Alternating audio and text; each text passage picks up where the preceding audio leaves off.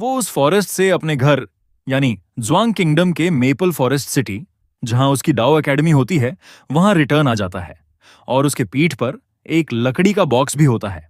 उसे बहुत दिनों बाद एकेडमी में आता देख वहां के डिसाइपल खुश होकर चिल्लाने लगते हैं, झांग वंग लौट आया, वो लौट आया। इसके बाद झांग सीढ़ियां चढ़कर एकेडमी में एंट्री मारता है और आकर अपनी पीठ का लकड़ी का बॉक्स बाजू में फेंक देता है। वहीं झांग वंग लौट आया का शोर सुन एक बंदा अपने सामने खड़े बंदों को बाजू में धकेलते हुए कहता है, जांग सरनेम का बंदा वापस आ गया।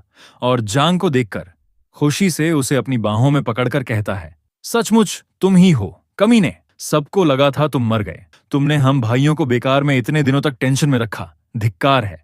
और ये होता है स्वॉन सेकंड ब्रदर दू येहू। अब इसे हम दू येहू ही कहेंगे। आपके इन्फॉर्मेशन के लिए, ये स्वॉन ब्रदरहुड का मतलब है कि इन 5 बंदों ने कसम खाई होती है कि वो मरते दम तक भाई रहेंगे। हम देखते हैं एक और बंदा जांग को देख कांपते स्वर में कहता है, ये बहुत अच्छा है थर्ड ब्रदर, जब तक तुम लौट आए हो बस यही मायने रखता है। ये होता है स्वॉन एल्डेस्ट ब्रदर लिंगही। ये इन 5 में सबसे बड़ा होता है। एक और बंदा जांग को देख कहता है, अय्यो अय्यो, मैंने कहा था ना कि वो नहीं मरेगा, बस कहीं पैसे कमाने चला गया होगा और हमें भूल गया। लेकिन ये फटेहाल कपड़े देखकर लगता तो नहीं कि पैसा कमाया होगा। क्या ऐसा तो नहीं कि जब कहीं और ठिकाना नहीं मिला तभी हमें भाइयों को याद किया? मेरे प्यारे थर्ड ब्रदर। और ये है स्वॉन फिफ्थ ब्रदर झाओ रुचेंग। वहीं दू येहू शांत खड़े जांग से कहता है, धिक्कार है, अगर आज रात तुम हमारे साथ जमकर नहीं पियोगे तो मैं तुम्हें नहीं छोड़ूंगा। इस पर रुचेंग कहता है, अरे मुझे लगता है ये बदबूदार बाघ तो बस पीना चाहता है और थर्ड ब्रदर का बहाना बना रहा है। इस पर दू येहू कहता है, अबे साले झाओ रुचेंग बदमाश, अपने बड़ों की कोई इज्जत नहीं करता क्या? मैं तो सचमुच अपने तीसरे भाई के लिए बहुत खुश हूं। इस पर रुचेंग कहता है, छे, कौन नहीं जानता कि तुम्हारे बिस्तर के नीचे बहुत सारी शराब की बोतल छिपी हुई है दू येहू। इस पर सबसे बड़ा भाई लिंगही उन्हें शांत करते हुए कहता है, अच्छा अच्छा, अब सब चुप हो जाओ। तीसरे भाई, आखिर हुआ क्या था? तुम लौटने के बाद से इतने गंभीर क्यों हो? ये सुन दू येहू कहता है, हाँ, तुम वहां क्या घूर रहे हो? और सारे जांग जिस तरफ घूर कर देख रहा होता है वहां देखने लगते हैं और सामने उनका ही चौथा भाई होता है जो जांग को देख कहता है, क्यों इतने दिनों के लिए बिना कुछ कहे चले गए? हम सब बहुत परेशान थे। और ये चौथा भाई पांग पेंगजू होता है जिसे हम पेंगजू कहेंगे। इस पर जांग उससे गंभीर टोन में कहता है, कुल 57 दिन हो गए। इन 57 दिनों में मैं हर रोज तुम्हें याद करता रहा, लेकिन तुम क्या सच में मेरी वापसी चाहते थे? इस पर पेंगजू कहता है, तीसरे भाई, जरूर कोई गलतफहमी है। उस घटना के बाद मैं बहुत बेचैन था। मैंने तुम्हें ढूंढने के लिए हर जगह लोगों को भेजा। इन दोनों को बातें करता देख दू येहू कहता है, अरे तुम बस पेंगजू की ही सोचते हो, यहां तुम्हारा दूसरा भाई भी तो है।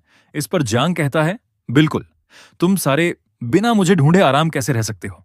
वहीं रुचेंग उन्हें पीछे धकेलते हुए कहता है, बस करो, चलो पहले किनारे चलते हैं।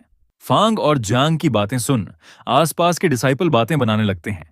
एक कहता है, वाह, सीनियर भाई जांग की बातों में कुछ छुपा मतलब है क्या? इस पर दूसरा कहता है, बकवास मत करो, सीनियर भाई फांग हमेशा से नेक रहे हैं। तभी जांग को लिंग ही कहता है, तीसरे भाई, तुमने इन दिनों बहुत कुछ सहा होगा, चलो बैठते हैं और धीरे धीरे सब जोड़कर समझते हैं। अगर तुम्हारे साथ अन्याय हुआ है तो हम भाई तुम्हारे साथ खड़े रहेंगे, चाहे मामला काउंटी डाओ इंस्टीट्यूट तक ले जाना पड़े या नेशनल डाओ इंस्टीट्यूट तक, हम पूरी ताकत लगाएंगे। लेकिन सच्चाई साफ करनी जरूरी है, जल्दबाजी मत करो, कोई जानबूझकर फूट डाल रहा है। इस पर जांग अपने साथ लाए लकड़ी के बॉक्स पर हाथ रखकर उससे कहता है, बड़े भाई, मैं जानता हूं तुम्हें किस बात की चिंता है। मैं भी हमारी कस्में खाई भाईचारा बहुत कीमती मानता हूं, लेकिन अफसोस है कि कुछ लोग अपने फायदे के लिए भाइयों से गद्दारी कर जाते हैं। इस पर तुरंत फांग पेंगजू कहता है, जियांग वांग, बिना सबूत के झूठे इल्जाम मत लगाओ। ये सुन वो अपने साथ लाए लकड़ी के बॉक्स पर जोर से हाथ मार उसे फोड़ते हुए कहता है, ये है सबूत, उस बॉक्स के अंदर का देख। चारों भाई हैरान होते हैं।